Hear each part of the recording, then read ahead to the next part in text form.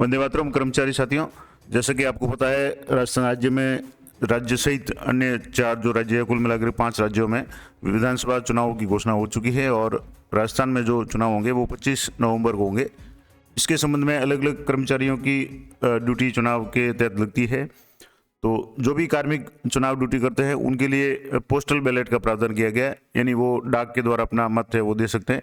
क्योंकि कई कार्मिक ऐसे होते हैं जो या तो खुद के जिले के अलावा अन्य जिले पदस्थापित होते हैं जहां उनको चुनाव कार्य करवाना पड़ता है, और पूरे राजस्थान में एक ही जगह अगर एक ही दिन चुनाव होंगे तो ये संभव नहीं है कि कोई कार्मिक है वो अपने जिस जिले में जहाँ पोस्टिंग है या ड्यूटी कर रहा है वहाँ से अपने मूल स्थान पे पहुँच करके अपने वोटर लिस्ट में जहाँ भी नाम है वहाँ वोट दे सके। तो इसके लिए 2 तरह के जो प्रावधान है, एक तो पीबी यानी पोस्टल बैलेट और ईडीसी यानी इलेक्शन ड्यूटी सर्टिफिकेट। अब इसके लिए जब भी आपका प्रशिक्षण होगा, कई जिलों में अधिकांश लोगों का प्रशिक्षण, पहला प्रशिक्षण हो चुका है, कईयों का चल रहा है, हो सकता है कुछ जिलों में अभी शुरू हो जाएगा, और उसके बाद में सेकेंड राउंड का जो प्रशिक्षण होगा तो प्रशिक्षण के समय आपको फॉर्म नंबर 12 क और 12 दोनों दिए जाते हैं। दोनों फॉर्म क्या है, किस किस काम आएंगे, कौन से कार्मिक को कौन सा फॉर्म भरना है, इसके बारे में आपको पूरी विस्तार से जानकारी दूंगा। लेकिन एक बात क्लियर कर दूं कि जो भी मैं सूचना दे रहा हूं वो मैं आपकी सुविधा के लिए दे रहा हूं। अगर इसमें कोई भी विरोधाभास है या कोई भी आपको कन्फ्यूजन लगता है तो आप जो भी अधिकारी है उनसे संपर्क कर लें। दूसरा, चुनाव हमेशा हर चुनाव है वो नया होता है, उसमें कुछ कुछ नवाचार होता है। तो अगर उसमें कुछ अपडेट होगी या फॉर्म में कुछ चेंज होगा तो मैं आप चैनल पे बने रहें, मैं आपको जो भी अपडेट होगी वो दूंगा। अभी जो फिलहाल ट्रेनिंग चल रही है और उसमें जो फॉर्म काम में आ रहा है वो परंपरागत रूप से, यानी पिछले कई चुनावों में भी यही फॉर्म काम आ रहा है, प्रारूप जो 12 और 12 क। अब इन दोनों के बारे में थोड़ा सा मैं आपको बता दूं कि 12 क क्या होता है और 12 क्या होता है। अब जैसे ये फॉर्म है प्रारूप 12, जिसमें नियम 19-20 देखिए, और ये डाक मत पत्र के लिए यानी पोस्टल बैलेट के लिए है। अब ये रिटर्निंग अधिकारी को प्रज्ञापना पत्र है, यानी जो भी आरओ है उनको आप ये एक तरह से एप्लीकेशन भेज रहे हैं, और जिसमें परिस्थिति में यहाँ आपके विधानसभा संसदीय निर्वाचन क्षेत्र के लिए रिटर्न अधिकारी, यानी अभी जैसे विधानसभा चुनाव हो रहा था, आपको विधानसभा का नाम लिख देना है, किस विधानसभा क्षेत्र में आप है वोटर वो आपको लिखना है, क्योंकि उनको आप भेज रहे हैं। अब इसका मैं एक छोटा सा पहले आपको प्रोसेस बता दूं कि क्या होता है कि जैसे ही आप ये एप्लीकेशन है अपने आरओ को भेजेंगे डाक के माध्यम से, अगर आप कहीं दूर है तो वहाँ से आरओ आपके नाम से पोस्टल बैलेट है वो जारी करेंगे, और आप जहाँ भी मंगवाना चाहते हैं उसमें नीचे आपको एड्रेस भी लिखना पड़ेगा, वहाँ आपको भेजेंगे, और आपको उस फॉर्म को, उसमें जो भी पोस्टल बैलेट होगा, मतपत्र होगा, उसमें अपने पसंद के कैंडिडेट को वोट दे करके उसमें एक गेजेटेड अधिकारी कोई भी उनके साइन करवा कर उसके साथ जो फॉर्म होगा उसको लिफाफे में पैक करके आपको डाक के द्वारा अपने जो भी रिटर्निंग अधिकारी है जहाँ आपका वोटर लिस्ट में नाम है वहाँ आपको पहुँचाना है। और ये सारा काम है वो वोटरों की जो गिनती है उस दिन तक या उससे एक दिन पूर्व तक हो जाना चाहिए। तो आपको जब भी ये फॉर्म मिले, आप प्रशिक्षण में जाएंगे तो प्रथम प्रशिक्षण में या प्रथम प्रशिक्षण के जो भी आदेश होते हैं उस समय आपको ये फॉर्म दे दिया जाता है। तो आपको फॉर्म भर करके उसी समय आपको वहाँ काउंटर पे जमा करा देना है, ताकि संबंधित एक 2 ऑप्शन इसमें होंगे। एक तो हो सकता है कि आप वहाँ जमा करेंगे तो आपके जो भी संबंधित आरओ होंगे उनको वो फॉर्म भेजे जाएंगे प्रशासन के द्वारा, या आप डाक से भेज सकते हैं, जैसा भी प्रावधान होगा। तो वो आप फॉर्म जहाँ आपके आरओ के पास में पहुँचेगा जहाँ आपका वोटर लिस्ट में नाम है जिस भी जिले में। अब जैसे मान लो आप एक जिले में, जैसे जयपुर में के आप रहने वाले हैं, तो आपके आरओ वहाँ जो भी विधानसभा क्षेत्र के होंगे वो होंगे। लेकिन आप अगर किसी दूसरे जिले में जैसे जालोर, सिरोही, बाड़मेर, कहीं भी आप पदस्थापित है तो आपको वहाँ से अपने मूल जिले में वहाँ आपको आरओ को भेजना है। वहाँ से आपका पोस्टल बैलेट जारी होगा, आपकी वोटर लिस्ट में आपके नाम के जो क्रमांक होंगे उनके आगे पीबी या पोस्टल बैलेट इशू का जो मार्क किया जाएगा। उसके बाद में आप उस दिन अगर ड्यूटी नहीं लगती है तो भी आप वहाँ वोट नहीं दे पाएंगे, क्योंकि आपको पोस्टल बैलेट जारी हो चुका है। आपकी जो चिन्हित मतदाता सूची होगी उसमें आपके नाम के सामने पोस्टल बैलेट इशू का जो है वो नोट लगा हुआ होगा। तो ये प्रोसेस होगा। अब इसके लिए यहाँ से जैसे आपको फॉर्म भरेंगे तो फॉर्म 12 ए है और एक 12 क। तो प्रारूप 12 है, उसमें क्या है, यहाँ आपको अपने विधानसभा क्षेत्र या अगर लोकसभा चुनाव हो तो वहाँ लोकसभा चुनाव के क्षेत्र का नाम लिखना है। उसके बाद में यहाँ जैसे अपने विधानसभा निर्वाचन क्षेत्र का नाम लिखना है, लोकसभा का चुनाव हो तो लोकसभा का नाम लिखना है, के लिए होने वाले निर्वाचन में अपना मत है वो डाक के द्वारा देना चाहता हूँ। अब आपको कुछ अपनी डिटेल्स भरनी पड़ेगी जिससे आपके वो जो भी पीबी है वो जारी हो सके। इसके लिए आपको अपने या तो बीएलओ से संपर्क करना पड़ेगा, या आप वोटर लिस्ट ऑनलाइन डाउनलोड कर लें, या वोटर एप्लाइम जो जो नंबर ऐप है उसके माध्यम से भी आप ये सूचना प्राप्त कर सकते हैं। इसके लिए मैं अलग से एक वीडियो बना दूंगा कि वोटर हेल्पलाइन से आप कैसे कर सकते हैं। मोबाइल में ऐप है, छोटा सा ऐप है, और आराम से उससे आप किसी भी निर्वाचन की जो भी आपकी क्रम संख्या, भाग संख्या, सारी जानकारी प्राप्त कर सकते हैं। तो अब यहाँ आपको अब मेरा संसदीय निर्वाचन क्षेत्र यहाँ लिखना है। जो भी आपका संसदीय निर्वाचन क्षेत्र, लोकसभा क्षेत्र है, वो लिखना है। उसके बाद में उसमें समाविष्ट विधानसभा क्षेत्र, जिस विधानसभा क्षेत्र में आपका नाम है, आपकी वोटर लिस्ट जिसमें बनी हुई है, आपकी वोटर लिस्ट में जहाँ भी नाम है, उस विधानसभा क्षेत्र का नाम है जहाँ के आप वोटर है, वो लिखना है। उसके बाद में निर्वाचक नामांकन यानी जो वोटर लिस्ट है उसके भाग संख्या, तो प्रत्येक वोटर लिस्ट के जो भाग संख्या है वो वोटर लिस्ट में लिखे हुए हैं। नहीं तो आप जो भी मैंने ऐप बताया है, वोटर हेल्पलाइन ऐप, उसमें जाकर के आप अपनी क्रम संख्या, भाग संख्या प्राप्त कर सकते हैं। तो वहाँ निर्वाचक नामावली के भाग संख्या, जो भी आपकी संख्या वो लिखनी है। मैं क्रम संख्या यानी वोटर लिस्ट में कितने क्रम पे आपका नाम है वो यहाँ प्रविष्टि करनी है।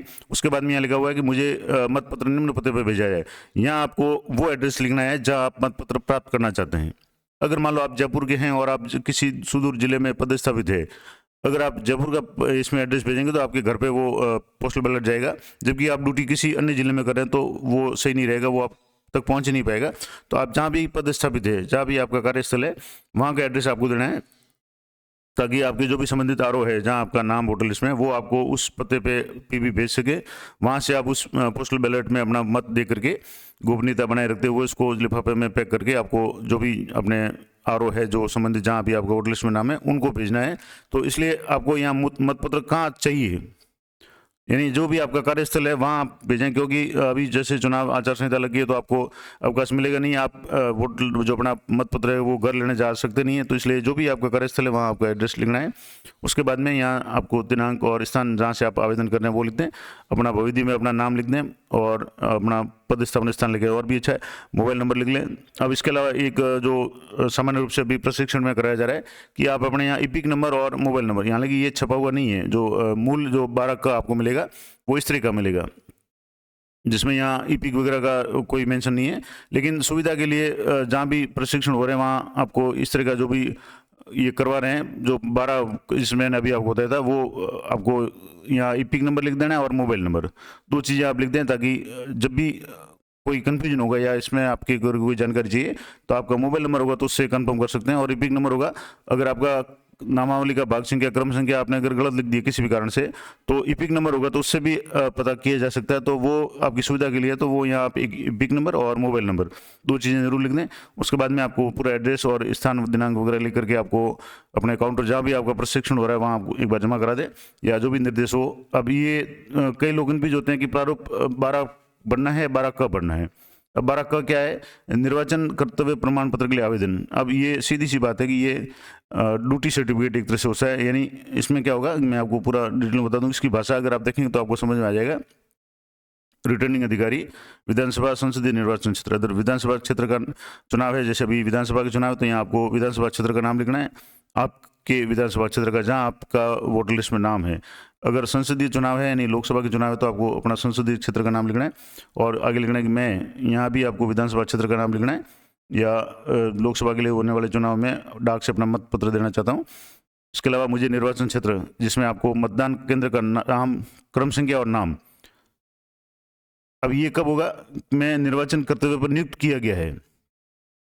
अब इसमें कब होगा कि जब आपका चुनाव ड्यूटी आएगी और आपको पता चल जाएगा कि मुझे इस मतदान केंद्र पे नियुक्त किया गया है और उसमें निर्वाचन कर्तव्य पर नियुक्त किया गया, किंतु मेरा नाम संसदीय क्षेत्र जो भी आपका है उसके समाविष्ट विधानसभा क्षेत्र के निर्वाचक नामावली के भाग संख्या इतने पे क्रम है। अब इसका क्या मतलब हुआ कि जैसे आप जिस जिले के हैं वहीं आप पदस्थापित है, वहाँ आपको जैसे लोकसभा का चुनाव होगा, ये वैसे लोकसभा चुनाव में ही काम आएगा। इसका मैं आपको कारण बता देता हूँ, क्योंकि इसमें आप जब ड्यूटी कर रहे हैं उस समय आप पोलिंग बूथ में ही अपना मत है वो दे सकते हैं। वो कब देंगे, जब आपका जो भी विधानसभा क्षेत्र वहाँ के कैंडिडेट हो और आप जहाँ ड्यूटी कर रहे हैं वहाँ के कैंडिडेट सेम हो। और ये सेम कब होगा कि आप उसी जिले में पदस्थापित हो और लोकसभा के चुनाव हो, क्योंकि लोकसभा के चुनाव में जितने भी विधानसभा क्षेत्र उस लोकसभा के अंतर्गत आते हैं वहाँ का कार्मिक है वो, जैसे मान लो किसी एक जिले की बात करें तो एक विधानसभा क्षेत्र से दूसरे विधानसभा क्षेत्र में ड्यूटी के लिए जाते हैं, लेकिन सभी का लोकसभा क्षेत्र कॉमन होता है। तो वहाँ जो कैंडिडेट होंगे वो सारे एक जैसे होंगे, वही कैंडिडेट होंगे, कॉमन कैंडिडेट होंगे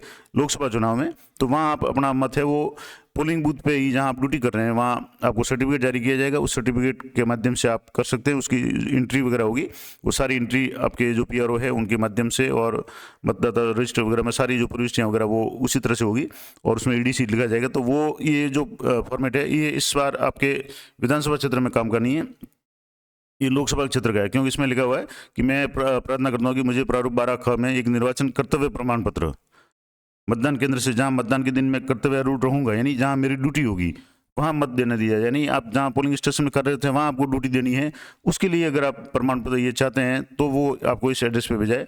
तो ये सीधी सी बात है कि जो प्रारूप का है ये लोकसभा चुनाव के लिए, विधानसभा चुनाव के लिए नहीं है। तो आपको अभी जो विधानसभा चुनाव हो रहे हैं उसमें आपको सीधी सी बात है कि आपको प्रारूप 12 भरना है, और जिसमें हम यहाँ अपना विधानसभा क्षेत्र का नाम लिख देना है, यहाँ विधानसभा क्षेत्र का नाम, क्योंकि विधानसभा का चुनाव है, और यहाँ विधानसभा क्षेत्र का नाम, उसमें जो भी लोकसभा का नाम, यहाँ विधानसभा क्षेत्र का नाम, उसमें निर्वाचक की नामावली, भाग संख्या, क्रम संख्या और एड्रेस, और यहाँ आपके ईपिक नंबर और मोबाइल नंबर लिख लें। और भी अगर आप लिखना चाहें तो यहाँ जैसे सबसे ऊपर है आपका जो आदेश क्रमांक है, जैसे आपका पीआरओ फर्स्ट है या पीआरओ है या पीओ फर्स्ट सेकंड थर्ड जो भी है वो यहाँ शॉर्ट में पीओ फर्स्ट लिख दें, और आपका जो भी ट्रेनिंग का आदेश क्रमांक है वो भी आप लिख दें। तो और ज़्यादा जो भी प्रशासन का जो भी पोस्टल बैलेट विभाग है जो डाक मतपत्र जारी करेगा उनके लिए भी थोड़ी सुविधा हो जाएगी, तो वो भी आप कर सकते हैं, क्योंकि कई प्रशिक्षण में यहाँ आपके आदेश क्रमांक जो प्रशिक्षण के हैं वो भी लिखवा रहे हैं। लेकिन ये जो इंपॉर्टेंट जानकारी है भाग संख्या, क्रम संख्या, ये आपको अनिवार्य लिखनी है, और आप मोबाइल नंबर जरूर नीचे या साइड में लिख दें, ईपिक नंबर लिख दें, ताकि आपको कोई समस्या नहीं हो और आपका जो भी मतपत्र है आपके डाक से एड्रेस से पहुँच जाए। डाक का एड्रेस वही लिखें जहाँ आपके डाक आराम से आ जाती हो। दूसरा, जहाँ आप कार्यरत हो या आपका जो भी ड्यूटी है वहाँ का मंगवाएं, क्योंकि आपके घर पे मंगवाएंगे और आप चुनाव के समय में नहीं जा पाएंगे तो आपका पोस्टल बैलेट है वो काम कर नहीं रहेगा, ना तो आपको मिलेगा ना आप वहाँ जाकर के मत दे सकते, क्योंकि आपके नाम से पोस्टल बैलेट जारी हो जाएगा तो आप अपने विधानसभा क्षेत्र में वोट नहीं कर सकते। तो ये महत्वपूर्ण जानकारी थी प्रारूप 12 के बारे में। आशा करता हूँ आपके लिए उपयोगी रहेगी, और इसमें अगर कुछ भी कन्फ्यूजन है तो आप जो भी अपने अधिकारी हैं उनसे संपर्क कर सकते हैं। ये मैं जो भी जानकारी दे रहा हूँ सिर्फ आपकी सूचना के दे रहा हूँ, आपकी सुविधा के लिए दे रहा हूँ। इसी संबंध में अगर कोई भी अपडेट होगी तो मैं इस चैनल पर आपको वीडियो के माध्यम से सूचित कर दूंगा, तो चैनल पर बने रहें। मिलते हैं नेक्स्ट वीडियो में, तब तक जय हिंद, जय भारत।